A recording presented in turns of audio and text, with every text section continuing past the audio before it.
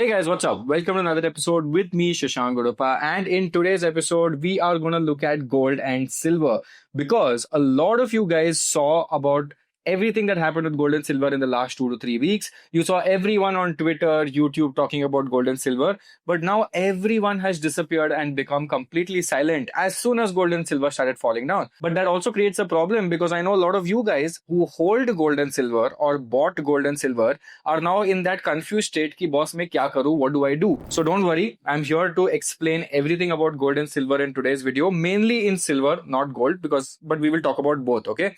And this is the difference between a lot of people because a lot of people only come when it's going up and they will explain such nice things to you, but as soon as it falls down, everyone disappears, but not me. I'm going to talk about why it fell down, how far can it go, and what are the implications for the future. So let's quickly begin.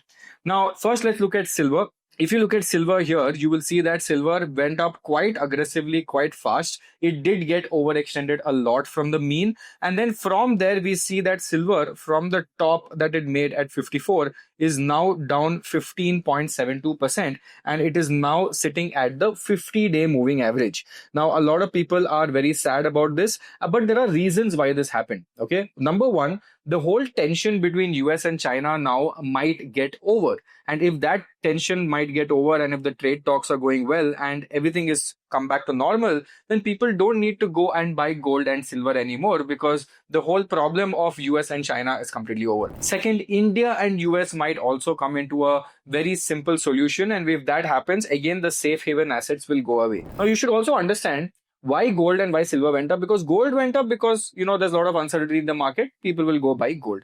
Silver, on the other hand, had a other implication. The reason why silver was growing was actually not because of that, but mainly because of the actual use case of silver. And if you look at this chart that is there by 2024, you will see that the demand for silver had gone up inherently. It has nothing to do with safe haven asset like gold.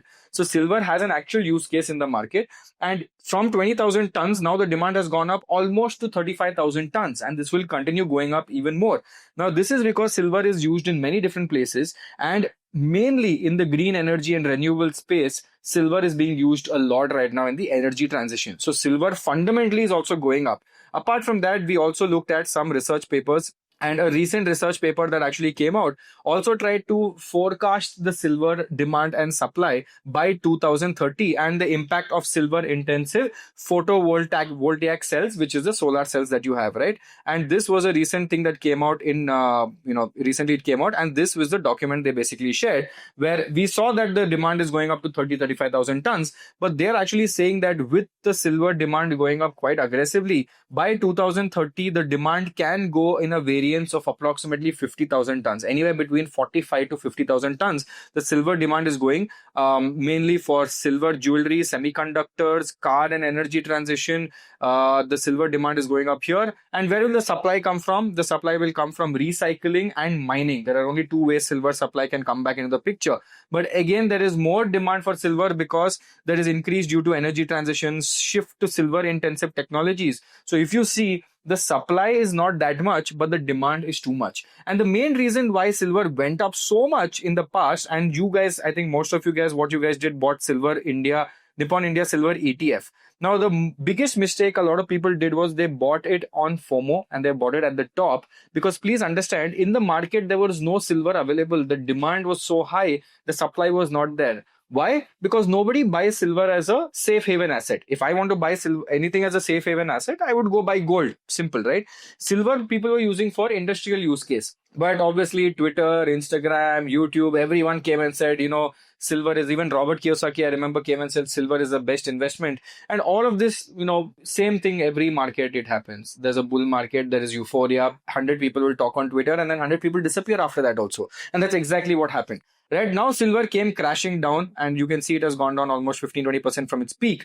Now, if I look at it from a long-term standpoint, right? Yes, this was euphoria because it shouldn't have gone up. It's coming back to its pre-euphoria phase. What is the pre-euphoria phase? It will come back to 118-ish, right? 118 is where the silver will come back now. I'm talking about the ETF because that was the pre-euphoria phase. If you look at it from a longer term time frame, from the last 5 years, from September 2022, it had gone from 54 to 118 naturally. without euphoria. Natural use case of silver, demand for silver going up, so the price in the market went up like any commodity. So it has to come down because this euphoria is not sustainable. Because if silver price goes up, please understand, industrial use case is there. People are not going to pay so much for silver. Then they'll start finding alternatives. So the market has put the price down because it was euphoria. It will come back down maybe around 108 to 100, but then the natural use case will continue to go. So a lot of you guys who got stuck here at, let's say, 135, which is 35% euphoria premium that you have given, that you'll have to wait now. You have no other option, but don't panic sell this. If you panic sell this, then you're going to become a big problem, right? So do not panic sell this, right? Now, same thing happened with your other asset, which is gold.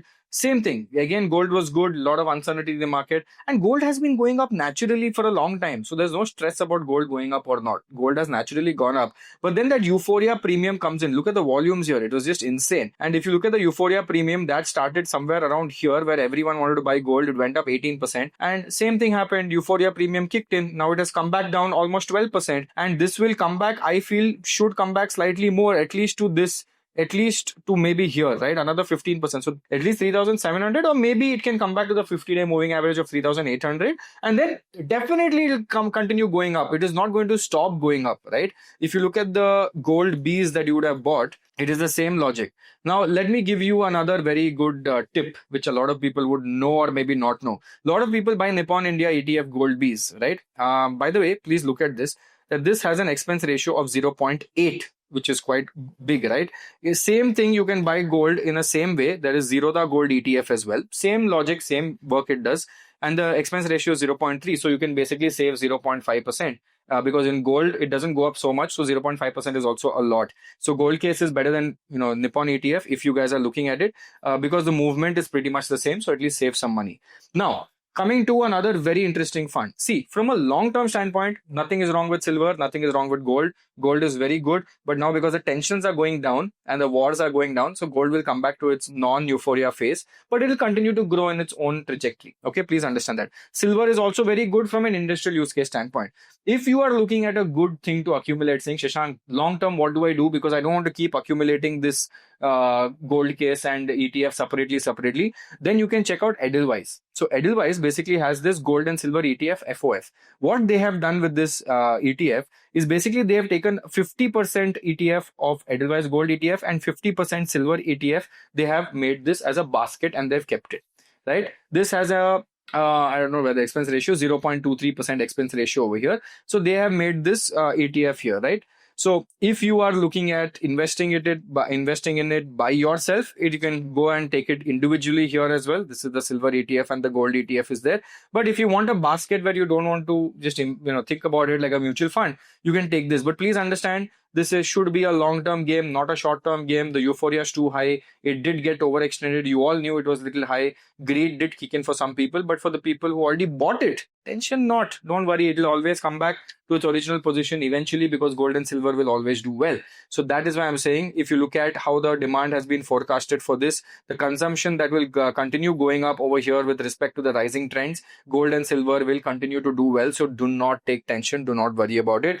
And this is for people, again, a big advice for all of you guys. Don't get into the euphoria and buy stuff. You will get into a problem if you get into euphoria and buy stuff. In fact, it is so unfortunate even for me, because in one of my small cases as well, the quant small case that I have, we have a very big allocation into gold. Right? We have almost 10% of that basket is just stuck in gold. And because of this whole euphoria, that basket actually came down quite well because of the gold allocation we had, which was quite disappointing, right? But what can you do? This is the part of life. When euphoria goes so much into the market, this is exactly what happened. Let me show you, right? So this is the fluid Q basket that we have. And if you go to the stocks and see, I have almost 10% of my allocation in gold. Now, gold technically is a winner for me all the time. But this month, it actually became negative. But I'm not going to remove gold. I'm going to keep it. Maybe add silver once it falls down quite a bit. But right now, this is how it is. But this is how the game is. So I'm not worried. You should definitely not be worried by yourself. And don't worry, investing is a long-term game. So don't worry about it. Tension not. And if you have any more doubts, any more questions like this, you can definitely let me know. I will come here and answer those questions because I'm not running anywhere. And I don't go into this euphoria. So whenever you see other people going into the euphoria, you please tell them, chill out. Okay? things will come back to normal. ऐसा पहले भी हुआ था. Data center euphoria, everyone disappeared. Semiconductor euphoria, everyone disappeared. Every time this euphoria will come, a water recycling euphoria, people disappeared. So this happens, and you are stuck with the stocks that they recommend. So don't do that. Okay, awesome guys. This is me, Shashank Udupa, signing off. And if you have any doubts, any questions, put in the comment section below and click on that subscribe button, because I know a lot of you guys are watching this and not clicking on the subscribe button. So thank you again, and I will see you guys soon as always. Bye.